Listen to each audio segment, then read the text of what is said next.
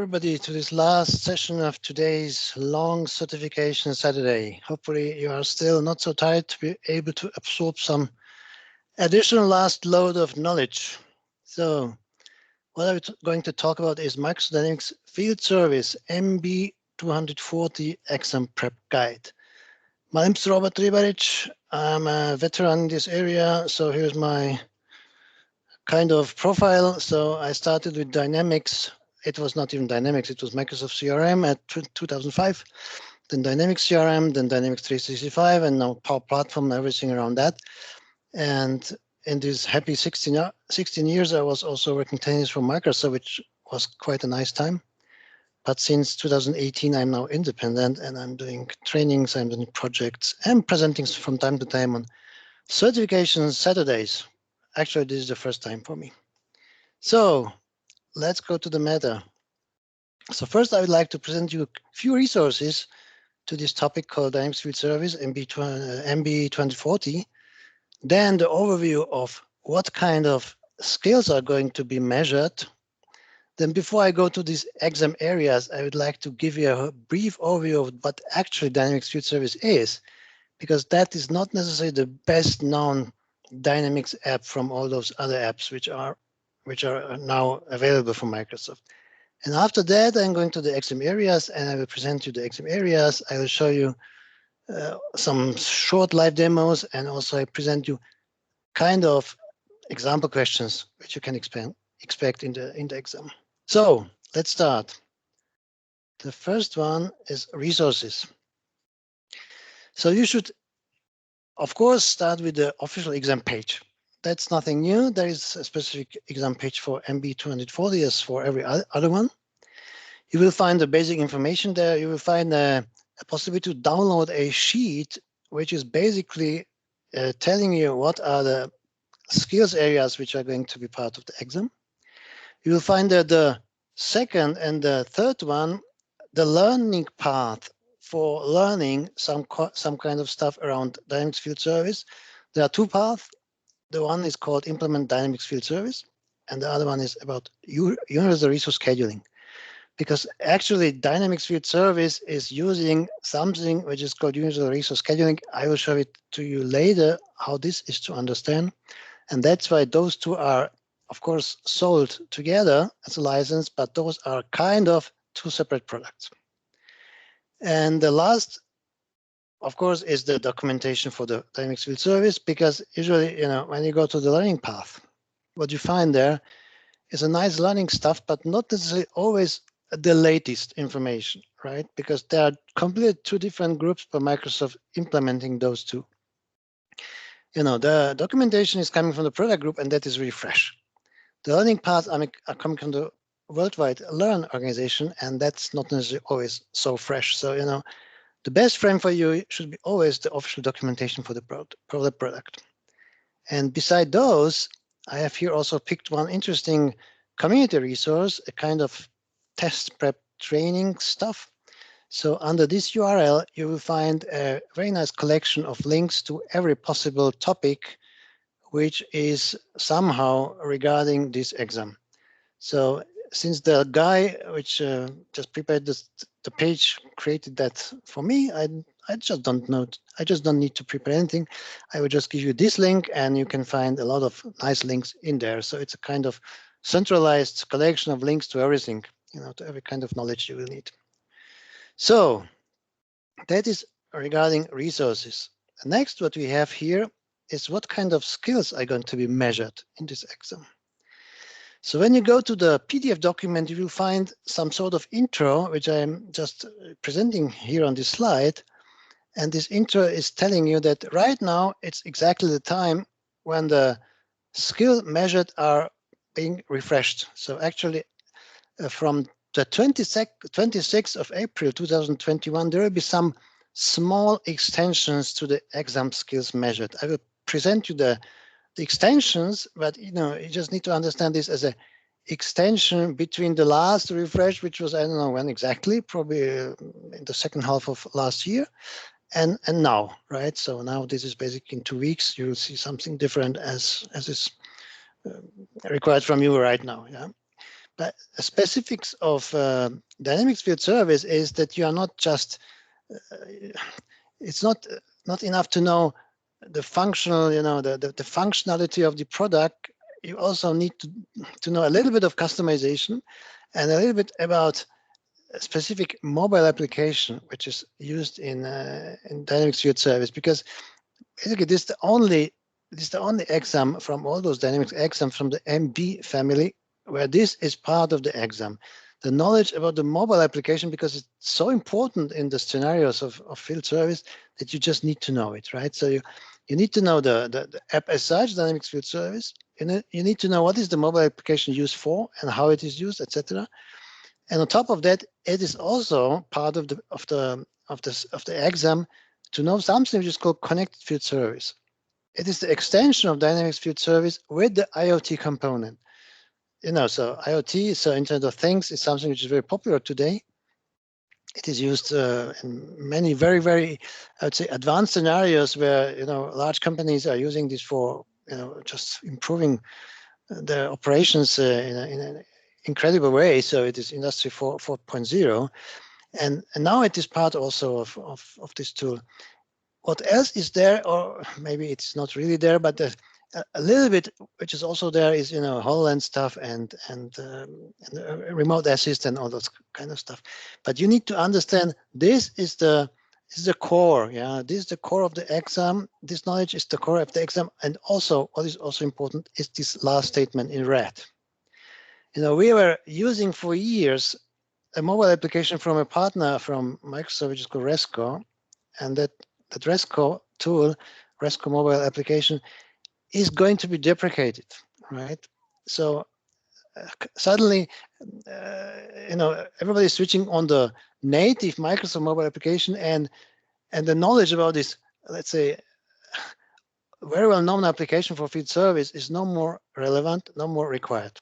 So in this new exam structure, from the 26th of April, there will be no legacy application from Resco anymore. Everything around mobile will be the new Microsoft native application. So let's go now to the topics. So those are the 6 areas from which the questions will come. First of all, Microsoft Dynamics Field Service is very configuration heavy. It is like Microsoft Dynamics Marketing. Those two are really configuration heavy.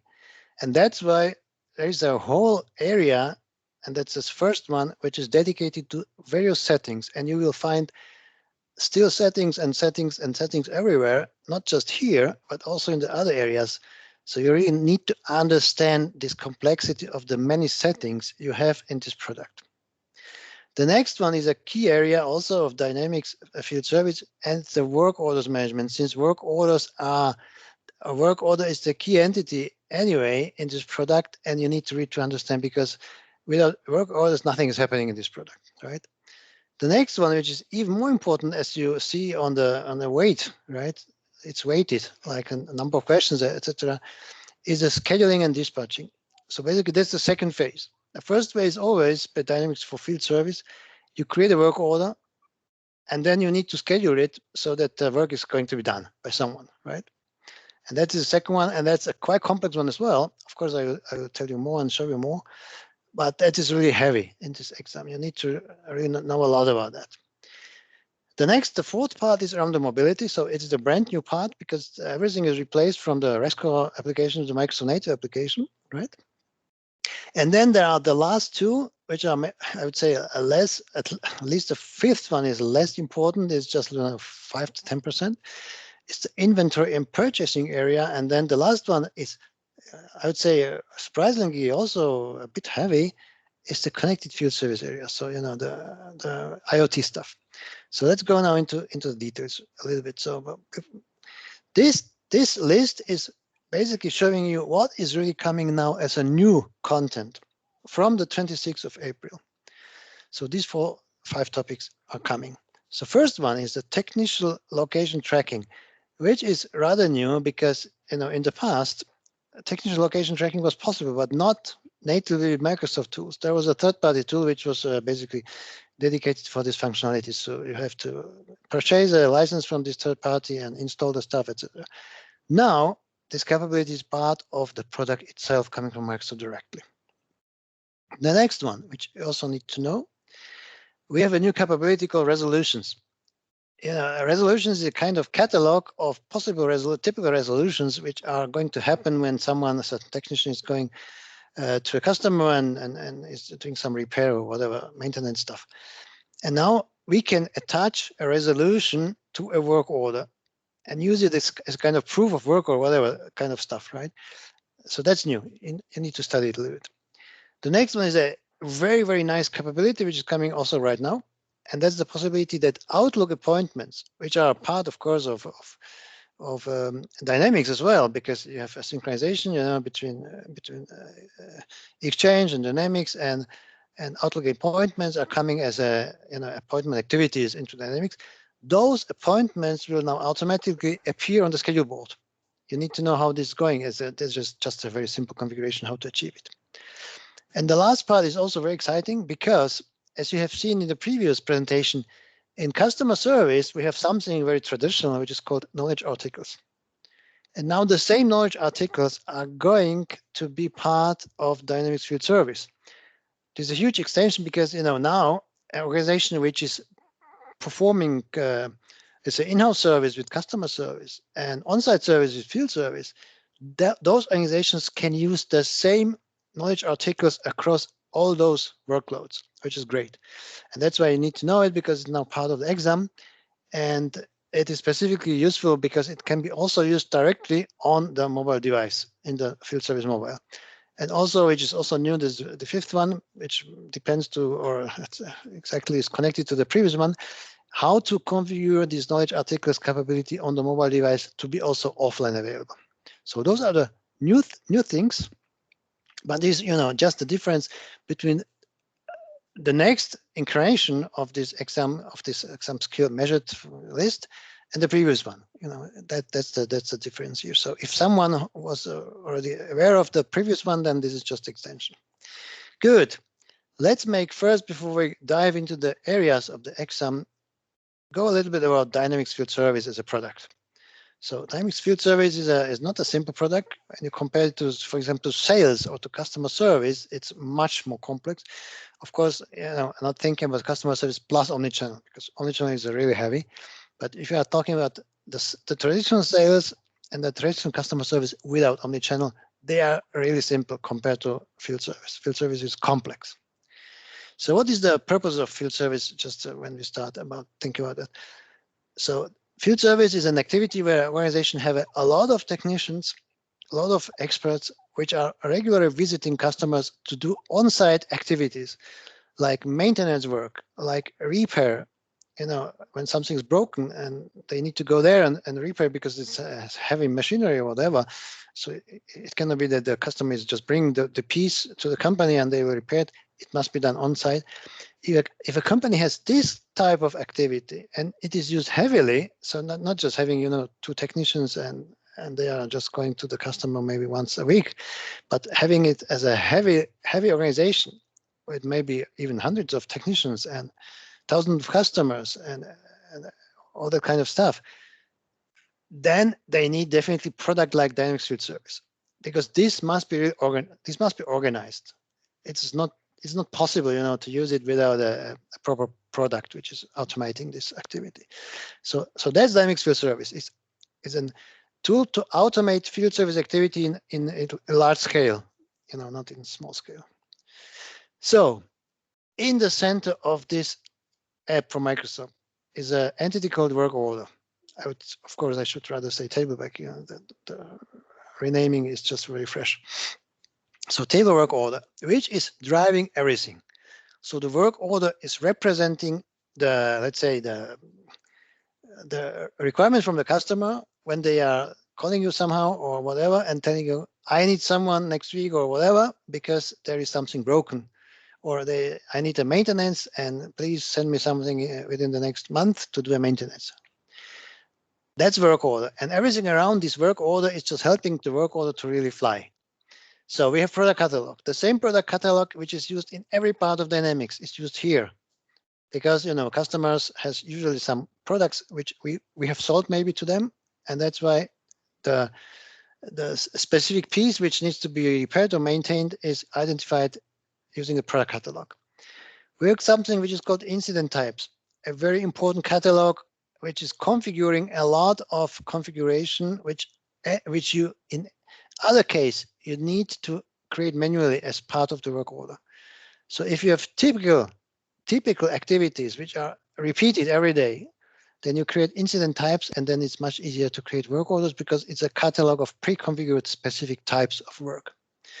Then you have resources. Resources are all people, and not just people, but also some, some machinery or tools or whatever used to fulfill the work of work order.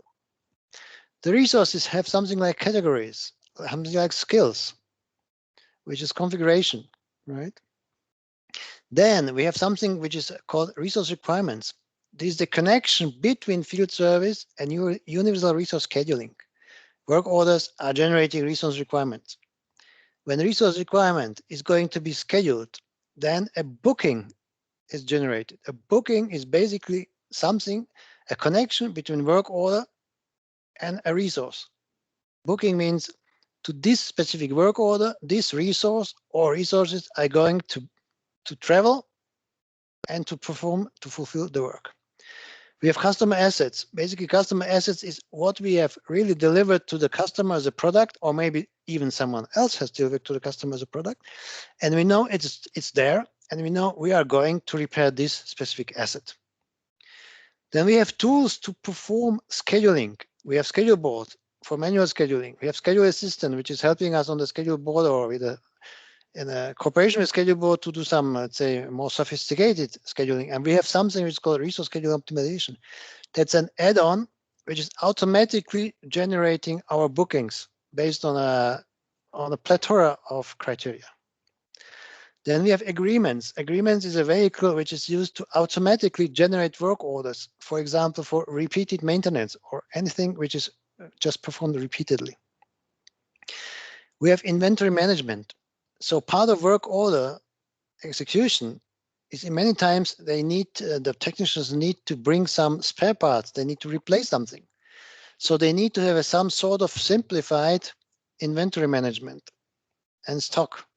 And that's why we have some things like inventory management as part of this product. Even if inventory management is not necessarily a capability of CRM, it's a capability of ERP, but we need to have it here because it's just integral part of the work.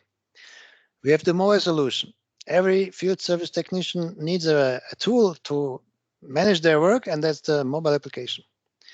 We have surveys. Surveys is, of course, implemented using a different product. I will show you what it does, but it is part of any kind of service that we would like to know how well are we doing. That's why we can use this survey product as a kind of integrated product for our field service. And then we have these two add-ons. We have connected field service, which is extending Dynamics field service with IoT, Internet of Things devices. We have the remote access plus HoloLens. It's another extension, which is basically making scenarios like let's say the simple technician is coming to the customer and he can recognize he's not able to correct because it's so complex to correct and it needs an expert. So instead of traveling home and the next day or next week sending the expert on site, he's just opening a connection via HoloLens with the expert, and the expert is not sitting, it's not at the customer side, he's sitting in the company, and that expert can navigate let's say the simple technician and tell him everything you need via HoloLens, so that simple, less skilled technician can even perform a high qualification work. And of course, the last but least capability of Dynamics Field Service is reporting and analytics. So that's always the base. So now, just to present you another view on this product and the complexity of the product. So Dynamics Field Service consists of following applications. The field service is such, right? The field service is a product, is a main product. Then you get always with field service or with customer service or with project service, you always get universal resource scheduling. That's the engine which gives you the possibility to schedule. So you need to know that. you can buy an additional add-on which is called resource scheduling optimization. That's the sorry guys, please mute on. Please mute.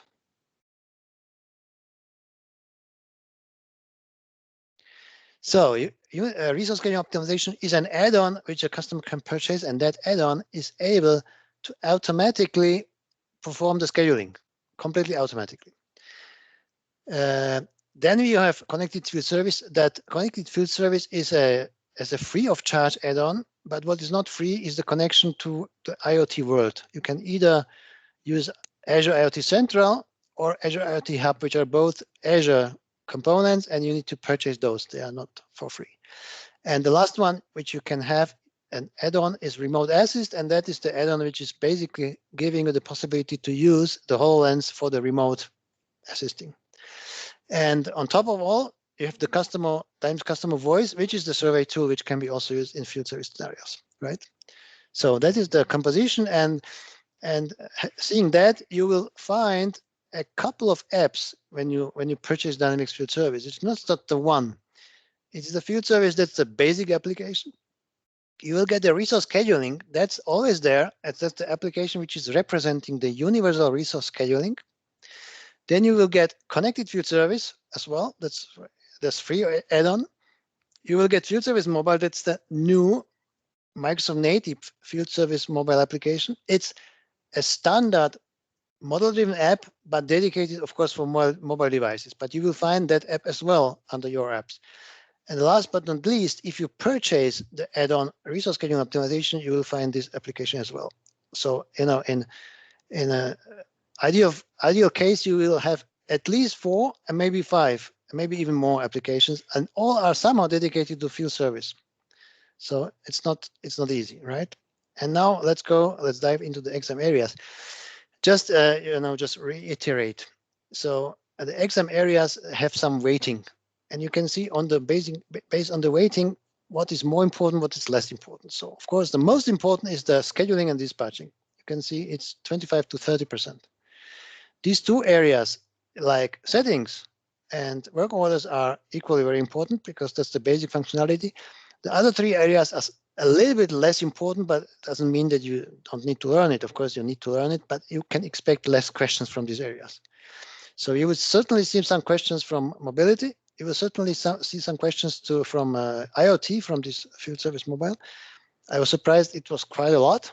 I don't remember the questions because I have done this a month ago, but there were some questions, and you might find something from the inventory and purchasing, but not necessarily, because that's really a very small area. So let's go to the areas right now. I will always show you the overview of the area, do some explanation, not to everything, because it's just really heavy. It cannot be done in 1 hour. I need 2 hours at least. So the most important topics, I can even show you maybe the one or the other demo, and then I will show you some typical questions examples. Of course, they are not real questions, but it's a kind of questions you can expect in the specific area, right? So the first one is about settings, right? That's 15 to 20%. So it's quite a lot. As I said, there is a lot of settings, and you really need to understand at least the most important settings just for the purpose of starting using this product. It's not like sales where you can you create a product catalog and you are done and you can start creating your first opportunities. It's not the case. There's a lot of settings here. Not everything is mandatory. Of course, you can just ignore some of the settings, but they are there. You should know if it's the purpose.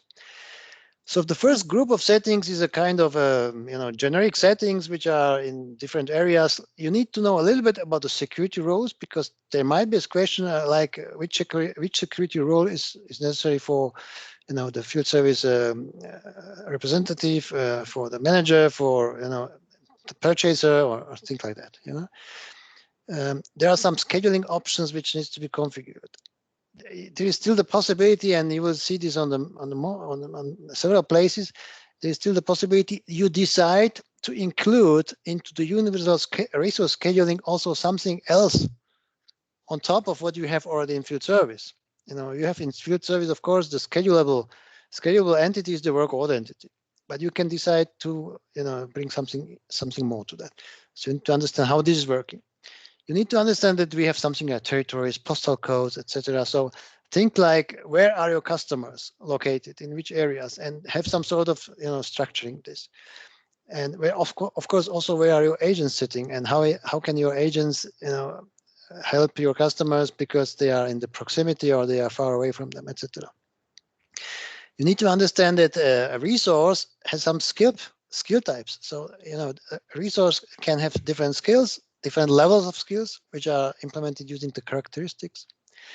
They have also categories, roles. There's a little bit of mismatch in the terminology. In the field service, they are called like skills, and somewhere else they are called characteristics, etc. So not so straightforward. Then there is something very important you need to know at the very beginning of using field service. You need to enable geocoding. Geocoding is by default driven by Bing Maps, and you need to enable this capability, right? So then you need to know how the product catalog, which is the universal product catalog, which is used in all Dynamics products, is used in field service. There are few settings which you need to use, otherwise the products in the product catalog will be not available to you. There are specific field service settings. I will show you in a minute how they look. Then there are configuration of bookable resources. So everything around resources. It's not just the skills I mentioned already and categories, but there are also things like the start and ending location of the resource, which is very important for planning. Where are starting, from home or from the company, or it's not relevant at all from where they're starting, where are they ending, etc. Then the calendar is very important. So the time zone, the calendar, working hours of the resources, because you are not allowed to plan 24 hours of resource. They need to have some free time as well, right? There is a possibility for the resource to request the time of request. It's all part of the configuration. We have a specific type of resources. You need to understand what are they for. For example, not just resource as a person. So you can have something like users. Users are resources. Those are your employees. Contacts are resources. Contacts are not your employees. They are just external, external resources which are from vendors, right? But you can, of course, have something like a pool. Pool is a group of resources of, let's say, equal skills, and you decide later. So you can book a pool, and then later you can decide that I pick this one from the pool. You can cruise. Crews is also a type of resource, but that's a different one. Crew is a group of individuals, and they are basically scheduled as a group. So if you schedule a crew and the crew has 5 members, so all of those 5 members are going to be scheduled. So you need to understand this as well. Good. And then this is the integration part, which is a little bit of everything. So right now, when something new is coming to Dynamics Field Service and kind of automation is necessary, the automation is in the last time not implemented using workflows or something like that. It's always implemented using Power Automate flows, because that's the way to go. So you need to know that Power Automate flows are today used in Dynamics Field Service for different tasks, right? Let's say so. Then we have something like Dynamics Customer Voice, which I mentioned already, additional product, which is used to building surveys and using that surveys for your purposes. Like after a work order is performed, you can send to your customer a survey asking him how well was that work order performed, right? And the same is around integrating with remote assist.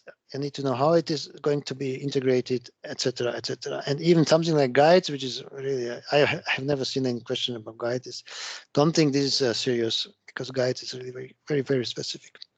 So that's about setting. Let me show you something about the settings area here. So that's field service, what I'm showing to you. And if you go here, we have the settings area, and you can see the settings area is not very short and not very small, right? These settings just here. There are another settings in the resources area, in the resource navigation is another group of settings, right? But let me go to the most important settings. So first of all, maybe the most important, incident types. Incident type is something which is, as I mentioned, defining a lot of parameters of the work orders in a kind of catalog manner. So a work order is a complex structure anyway. So work order needs, it's not mandatory, but the work order might need associated products. Everything which is supposed to be replaced during the work is here part of the work order as a product. Everything which should be basically billed to customer as a flat fee kind of amount is added to work order as a services. The steps the person, the field service technician, should perform there are service tasks. The service tasks are defining also the estimated duration. So if a service consists, for example, of 4 different service tasks, and every service task is around estimated like 30 minutes, then you can, of course, also already know the work order, the execution will take around 2 hours, right? So we have characteristics. So a work order, it could be a customer requirement. Like a work order requires that the resource which is coming to the customer side and performing the work might need to have a certification, might need to have a certain skill level. All of those information can be assigned to a work order. We have resolutions. I mentioned already, it's quite a new structure.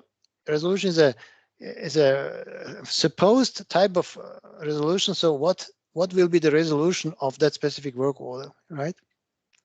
All of those information can be assigned directly to work order, but you need to know whenever there will be a question like a customer has a lot of different typical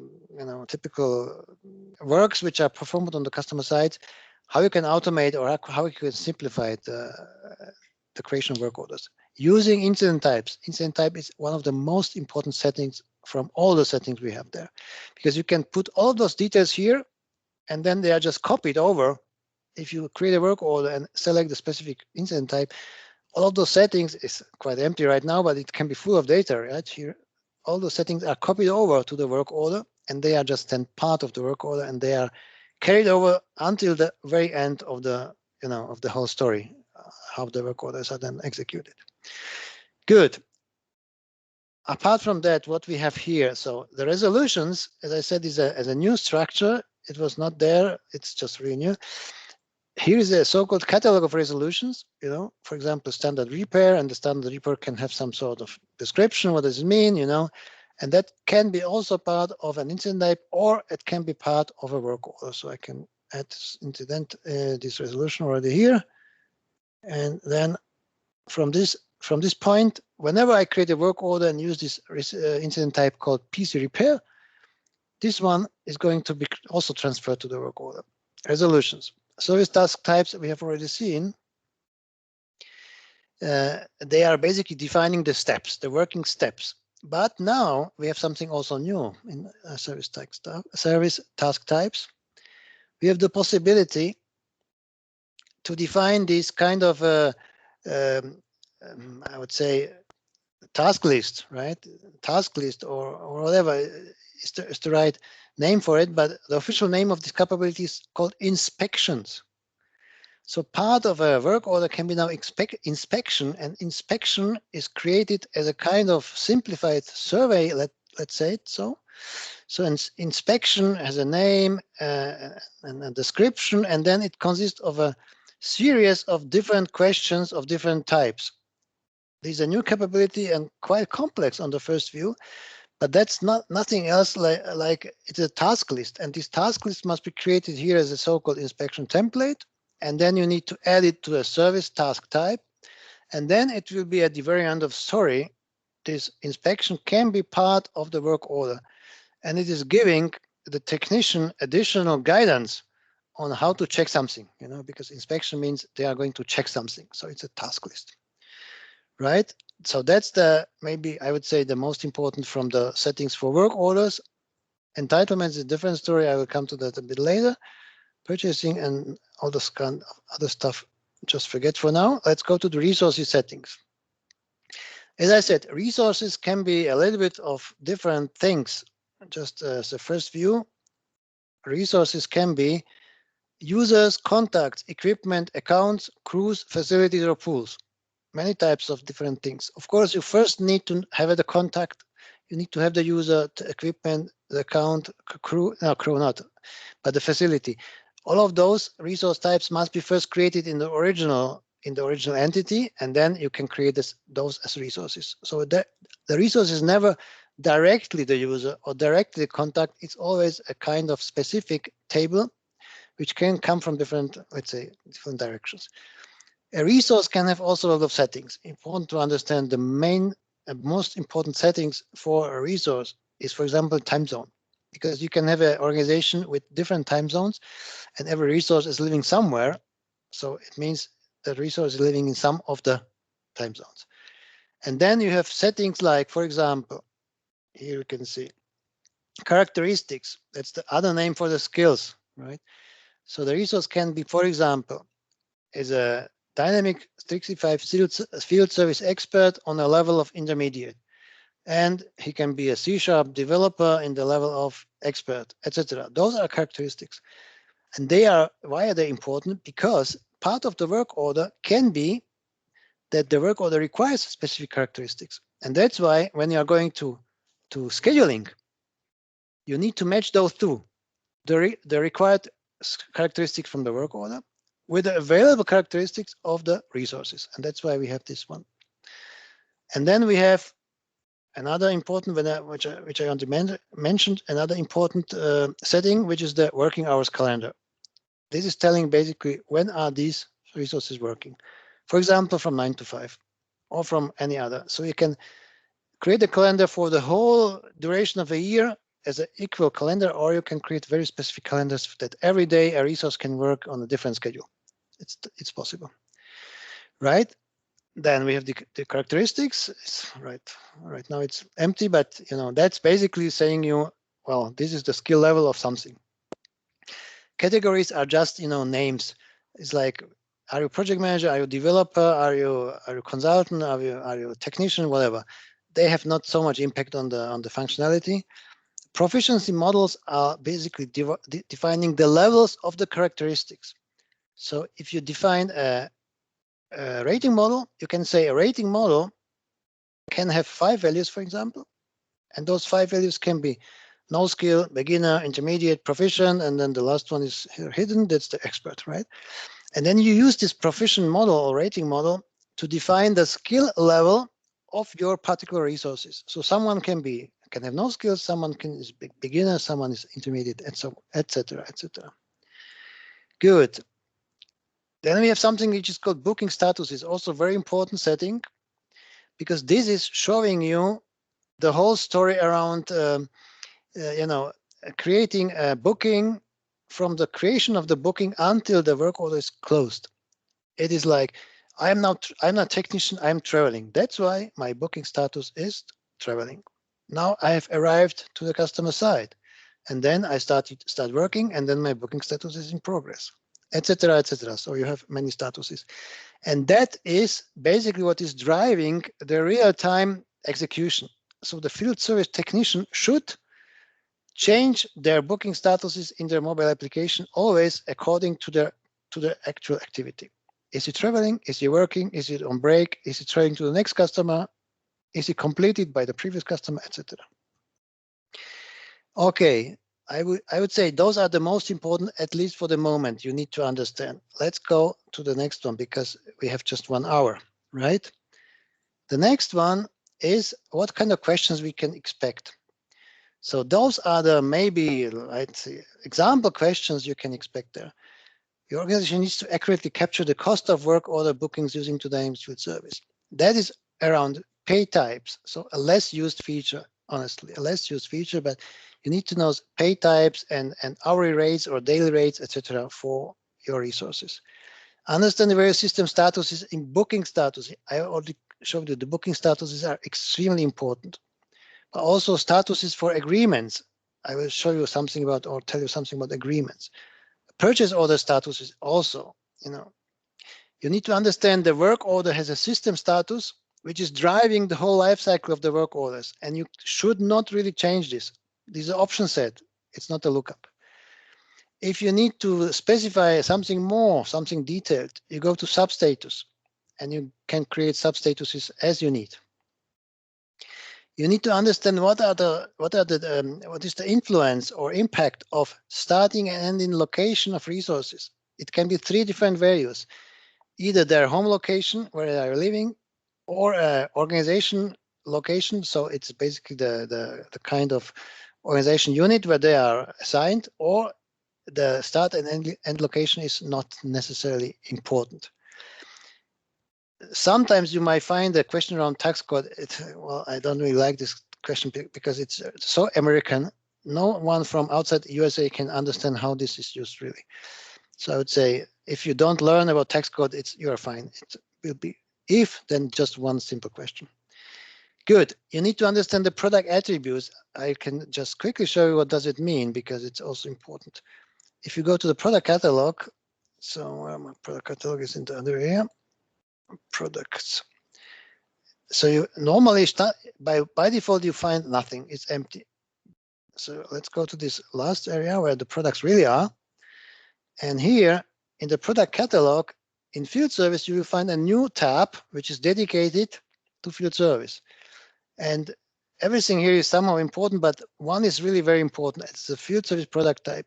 If you don't set one of these 3 values, then this product cannot be used in field service at all. And what are the 3 types? Inventory product is a product which is used within the inventory capability. Non-inventory is a product like, small consumables like, I don't know, wiring or things like that, which are not really part of inventory. And service is something which is not, not material. It is really something which is just, provided as a work. So this is important to understand. This setting, I believe there will be a question about these settings. So to understand what is this purpose of this setting. So that's about product catalog, right?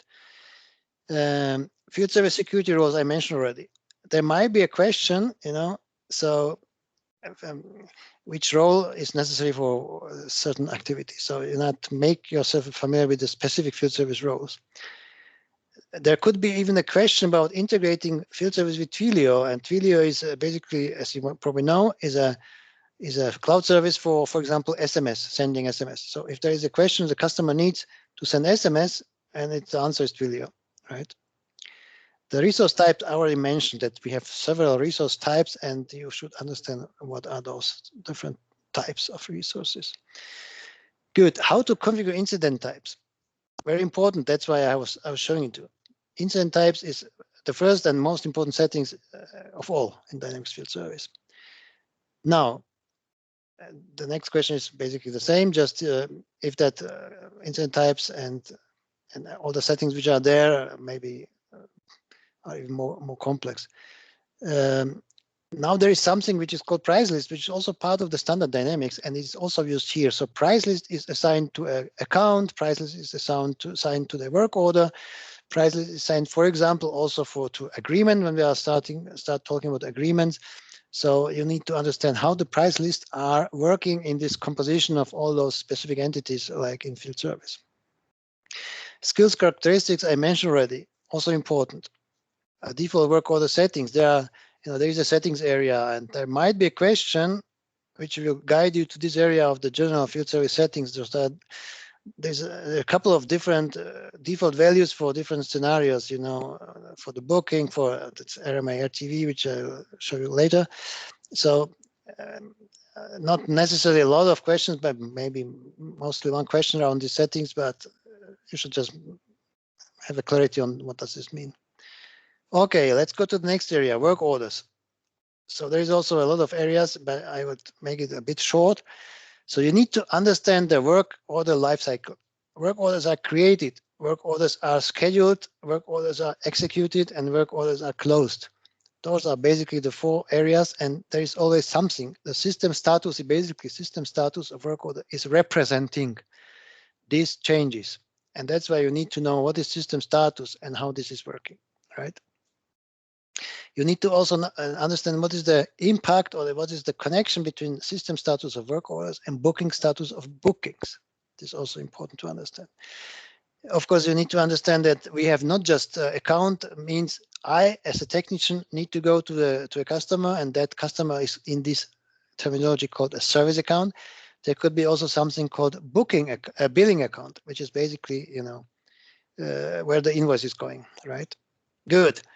Then how to create work order from incident type, very important.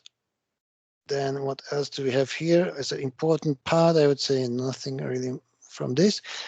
Incident types, again, here, once again, important part, you need to understand incident types. Agreements, I need to tell you some words about agreements. Agreements is a specific structure which is giving you the capability to generate work orders for repeated work. So we have an agreement with the customer that someone is going to go there once a month to do a regular maintenance. And you can either create a work order every month manually, or you create an agreement, and that agreement will automatically generate you your work orders. An agreement is a definition on how this is going to happen. So you have something which is called booking setup, and the booking setup is defining how the work orders are going to be generated. Weekly, monthly, bi-monthly, quarterly, yearly, whatever. You have a lot of possibilities. And you have another setup, invoice setup, which is telling you that how should the invoices be generated as well from the agreements. You can generate work orders, you can generate invoices, and you need to know how these two setups are working. You also need to know here, that's also quite new, that part of agreements can be also SLAs and entitlements, but they have a different role as they have in customer service. Entitlements are rather for discounted prices, etc., and SLAs are, SLAs are the same, but they are not really configured as in customer service. You need to completely configure it. And inspection, I have already showed you. Inspections is a new capability for this specific kind of task listing, so that the field service technician has a task list, what should be performed, exactly, and what should be checked and inspected. Typical questions. Your organization needs to automatically generate work orders, right? So you need to really know how the agreements are working. Please pay attention to the agreements, how they are working, how they are configured, right? You need to. There was a question around how to convert a customer service case or even opportunity to a work order. There's just a few small settings necessary. Just have a look at it, what kind of setting you need to have there in order to automatically generate out of opportunity, out of custom, out of service case, a work order. Again, the setting for products. So how can you use products or services in field service when they're on the startup product catalog, the specific field service settings? And once again, there were questions about agreements with multiple booking, multiple invoice setups. So agreements is really very important, and there will be certainly some question about agreements in this area. Dispatching. So I need really to be fast now because I have the last 10 minutes. Scheduling and dispatching is a complex area. Scheduling can happen in Dynamics Field Service 3 ways. You can use a schedule board, which is a capability for manually scheduling. So if I go just very quickly here and show you how it works. This is the schedule board. And this is the old one. The new one is now in preview and still not really finished. That's one we are still using the old one. So let's see. So this is a schedule board, and I have prepared already some examples, and I can show you once again another example. Schedule board work is like I am dragging a work order, unscheduled work orders, and dropping it on some slot to some resource. And then the work order is just scheduled, and a booking is generated in the background. That's manual scheduling with schedule board. Then we have a half automated kind of scheduling with the so-called scheduling assistant. It is like I select a record, this time also another work order, click on this find availability, and the tool is proposing me possible slots of my resources where I can drop this booking. So I can select some slot, click on book, and the same happens. A booking is generated, but this time the assistant is proposing me just the correct slots of the correct resources. So important to understand, the assistant is keeping track about, for example, the required characteristics and territories, whatever. So whatever you would like to take into account, or working hours, for example, you see manually I can drop, where it was, I can drop a booking into a free time like now. Right now it's Saturday, but the assistant is just offering me, the time slots where the resources are really having working hours, not outside. So that's assistant. And the third possibility is to use this resource scheduling optimization, which is an additional tool, which is really generating everything automatically. And there are might be a question about this. It is a separate tool. I can't show it to you because it's hardly to get it when you have not a really specific license, a paid license. But that one is based on a criteria. So we need to define so-called objectives and constraints. And those two are basically defining how this optimization should work. So what is, for example, your first objective? Like your first objective is utilization. Second objective is, optimized routing, etc. And you define these objectives and constraints, and then you start the scheduling engine, and the scheduling engine will generate your whole bookings for the next day, for the next 3 days, for the next week, whatever you define here. So it's a great tool. Right now, it's still an add-on. It must be purchased separately, but it's somehow planned for the next wave, so wave 2 in this year, that it will be part of the standard product as well, which is great. Yeah. In this area of schedule board, you need to understand that there are many possibilities how the schedule board can be customized, configured to show a little bit different kind of selection of data, different columns in the different views which are shown there. So there's a lot of possibilities how to implement schedule board and change the schedule board look and feel and everything around that. So I would say that's all from this area, from the important parts. Some questions here, understanding the scenarios and exact steps to book resources. Requirement groups is a very complex area. I have really no time to show requirement groups. Please spend some time and go to the documentation to learn requirement groups. Crews and pools is clear. That's crew as a group of individuals. Pools is also a group, but you select just one at the end, right? Start and end location. Understand start and end location impact. Modifying schedule board views. Settings for schedule assistant. Resource scheduling optimization settings. The how to set up this, because basically resource scheduling optimization is a black box, so we have no chance to look into it. But you can configure your requirements on that, etc. So, there are different questions, but I need to really go to the next one. Territory-specific scheduling process, how to filter, for territories. So then not everything is shown to you, but just customers from a certain territory or your resources from a certain territory, etc. Filtered mobility. Here, I have not really any examples because it's absolutely new area. You just need to know that this is the Microsoft native model-driven app, and you need just to know how to provision it. It's a model-driven app. It's nothing specific. Customization is part of the usual customization, so you can customize this mobile app as every other model-driven app. That's quite easy. And here are some areas of knowledge which are required, and many or some of these areas require some sort of customization as well. For example, the offline capability needs an offline profile, and you need to know which entities are really enabled for offline capability. Scan to search is also something which needs to be by customization and this kind of thing. So make yourself familiar with the new mobile app. Forget the old one, because there will be no question about the old one. Forget Woodford and all those kind of old stuff from Resco. The new native Microsoft app is here. I have no question because there is absolutely new this area. Inventory and purchasing. In this area, we have basically even three functionalities. We have things around customer assets.